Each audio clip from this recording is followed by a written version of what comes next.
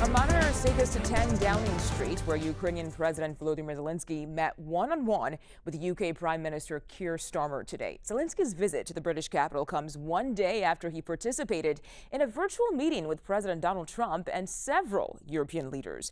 And during that meeting, the Ukrainian leader warned that Russian President Vladimir Putin was, quote, bluffing.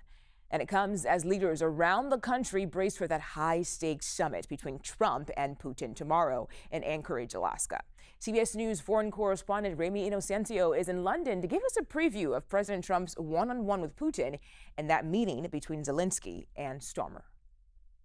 Yes, Number 10 issued a readout of their meeting and said that the Trump-Putin summit is, in their words, a viable chance to make progress as long as Putin takes action to prove he's actually serious about peace. But ultimately, this meeting appeared to be a final show of friendship, of solidarity between the UK and Ukraine as that clock does tick down to that Trump and Putin summit. Prime Minister Keir Starmer hugged Volodymyr Zelenskyy just so tightly when he arrived at 10 Downing Street. They also had a talk in the garden, and sunflowers were on that table. Now, it's important. Sunflowers might, to many, seem representing loyalty, but here it is also representative of Ukraine's national flower.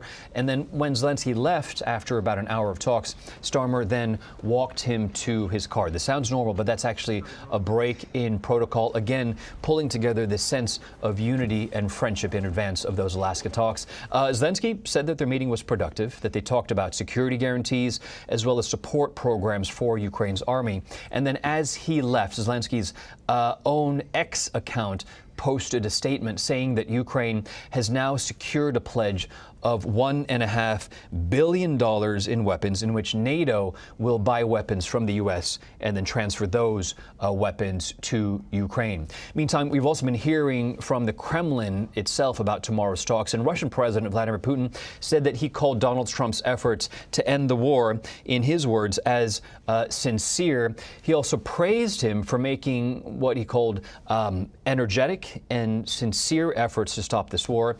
And then also the Kremlin issued a schedule for the program for tomorrow.